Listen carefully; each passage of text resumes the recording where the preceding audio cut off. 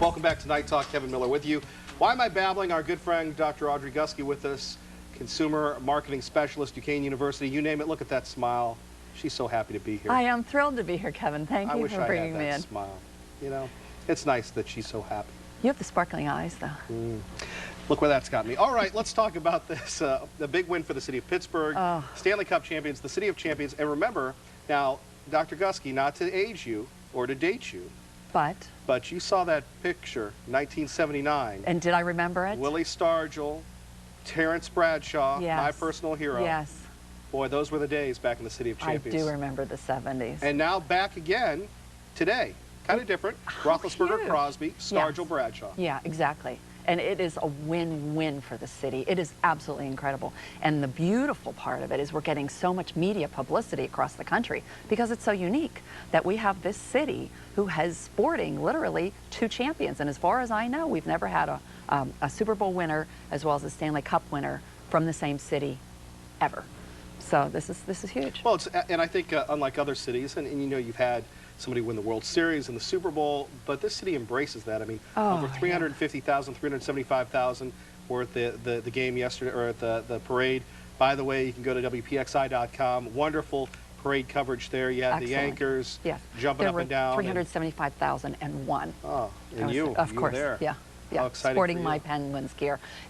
Kevin, the spirit there was incredible. Young people, older people. And they were sober. And everyone was like so kind. Were they sober? Of course everyone was sober. Everyone was just... You don't have to be defensive. No, we were. We were ecstatic on the thrill of winning. You know, it was an unbelievable feeling. The amazing thing about the Pens, and it's strange how life has changed. You know, you look at Stargell and you look at Bradshaw. Right.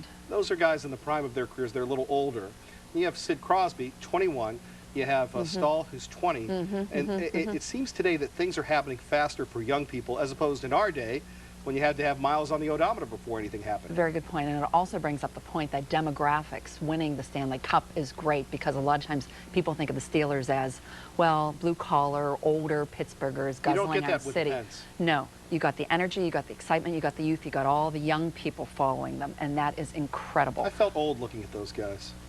They are young. They are youthful. I mean, what was it at Mario's on Saturday where they had the cup pouring it out the window and the fans there? There's a unique connection, I guess, with the age that you have with these Pens and the fans. There definitely is. Talbot running around, high-fiving everybody. Yeah. You just didn't see that, with all due respect, during the Steelers parade. The Pens are a lot closer, it seems, to their fans. Right. And here's another thing about them is they do incredible amounts of charity. And it seems to, you know, pay off their ties to the community. Right. But again, I digress. We're here to hear what you have to say. Okay, NBC, record ratings, over 8 million people, 18 to 49 demographic, out of the ballpark. This helps the NHL, but again, it helps the city of Pittsburgh. Oh, it helps the city tremendously. If you look at, we were the #1 visited website, the Pens. We were the #1 growing brand. We've increased by 88% our visibility. So if you look overall, even before the Stanley Cup, we were huge. We were an up-and-coming entity, brand. And now with us winning the Stanley Cup, we're over the edge. It's incredible. How much money to bring in? Millions, literally millions. It's hard to guess, but they've estimated about $5 million per game.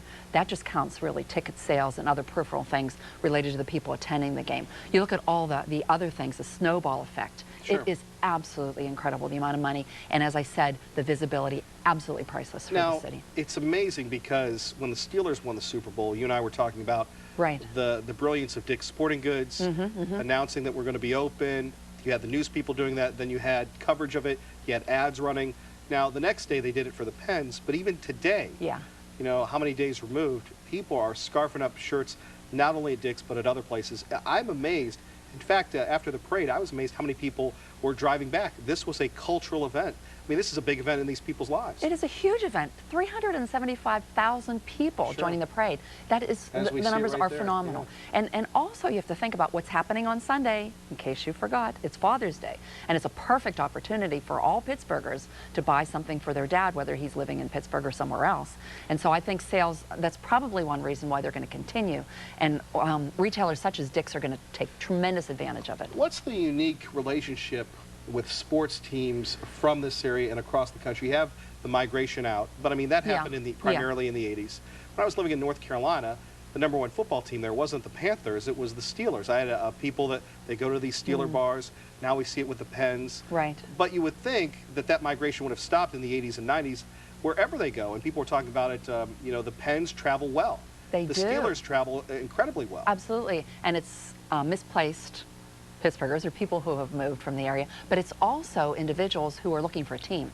And the Steelers were always, even though people used to say it was Dallas, but really it's Pittsburghers because it's the heart and soul. Oh, it's America's team. It is America's team, yeah. The hardworking. Dallas is the people that we want to be. Pittsburgh is the people that we are. That's correct. Yeah. And the Pens are the same way. They've got this energy, enthusiasm, and if you think about what's been happening to Pittsburgh, I mean, all the phenomenal things with the G20 coming in. We'll get to that in the next segment. Yeah, but you know, you add all those features together, and what it's suggesting is Pittsburgh is really the place to be. The energy and excitement and the youthfulness, and I think that's fabulous because, as you and I have talked many, many times, Well, that's a we've contrast, lost a lot of our young But wait a minute, people. isn't that a contrast to the area? Allegheny County, the second oldest county in the country, and yet you have this youthful. We'll get into the Yes. whole perception versus reality in the next segment. The NHL, you look at the 20 most popular websites, they're 19. Arena football is ahead of them. How big is this for them? To have, Right. you know, the NBA had Jordan and Bird and Magic, to have Sid the Kid and these young kids as their marquee talent for years to come. #1 selling T-shirt was Sidney Crosby. #8 out of all the whole country is Malkin. And so, and this was before the Stanley Cup. So if you look at it, they're probably going to boost a little bit more. So it's huge. Well, it's it huge resonates for next season because you Absolutely can have does. NBC versus and others saying Stanley Cup champions. They're going to draw even better than when they go, you know, when they go on the road. And then, you know, a year after that, you got the new arena. Yeah. How fabulous is that? So it's a win-win-win, literally, for the I don't know Penguins if you're being very objective this evening. Kevin, I'm having trouble sitting in my see that. seat and holding back because I'm so proud to be a Pittsburgher tonight, And you were, as always. you were fired up about that parade. What was the highlight for you being there? I think it was when I saw the Stanley Cup going by, and, Really? and I thought, wow, that's really cool looking. I don't know what it was. And That survived the swimming pool incident, the Stanley Cup. yeah, well, I'm sure we'll hear stories about what's going to happen. But I was fortunate. I got there a little bit late, and my daughter was also there, but she was across the road, and the policeman would not let you cross. Coming up, we'll find out more about where your daughter was. Okay. And coming up next, we'll find out perception versus reality. Can Pittsburgh live up to the good hype? Stay tuned. More Night Talk next. Welcome back to Night Talk. Kevin Miller with you. Living the dream as always. Dr. Audrey Gusky joining us from Duquesne University talking about marketing the city of Pittsburgh. Is it possible that the city can capitalize on all the good pub that it's had? Perception versus reality. Dr. Gusky, you take a look at the city of Pittsburgh. The Economist, the #1 place to live in America, number Huge. 29 in the world. Absolutely. Most livable city. You've got an incredible run on good PR, whether it's the New York Times, Newsweek. Right. Everybody talking about Pittsburgh, and yet the city does have some challenges. Still under Act 47. You still have the state overseeing it. You still have wooden pipes when it comes to plumbing. Transportation an issue. Tax is an issue. Don't mean to rain on the parade. Yeah, don't rain on the parade. At least not today, Kevin. You're too strong for me tonight. Perception versus reality. How does the city manage? Well, you look at any city, any major metropolitan area, they're going to have problems. Pittsburgh, of course, has had problems. Being an older area, as we were discussing a little bit on the previous segment, you know, and older demographics and losing a lot of young people because they felt there wasn't a lot of energy and job opportunities here. I think that's probably one of our biggest issues. How to keep the young people. Right, and that's why we have one of the second oldest population in the country, next to Dade County in Florida, because we've lost a lot of the young people. And the beach. older people stay here. They have the beach. We've got 3 rivers. Very touche. Okay, so it's hard to suntan on the 3 rivers, but you know, people still try to do that and, I'm with you. You know, hit the waves. But I think it's very comparable, the beach or 3 rivers. Yeah. As we also know, Pens and Steelers. Pirates, we won't go there. Isn't that, you go back to this youthful thing, and it's amazing that you have so many people that came into the city to watch the game, even though the game was played in Detroit. Yeah, exactly. You know, you're talking about the big screen. That was a phenomenal Well, not only the big screen, but the bars, because NBC at the end wouldn't let people go to the big screen. Okay. And people, you know, NBC took a beating for that, but I understand that. They have the rights to the game. They have a partnership with the NHL. It's all about ratings. It's all about share. And you got to make sure you protect your investment. I totally understand that. It's a business decision. I understand it, but I think in reality they probably should. It's a competitive market. How many? Do you think anybody else would have done that? Probably not. Versus did it. Well, Versus for how many a cable channel, though. Gotcha. All right, so back to the story. So anyway, I think part of the issue is with Pittsburgh, we've got.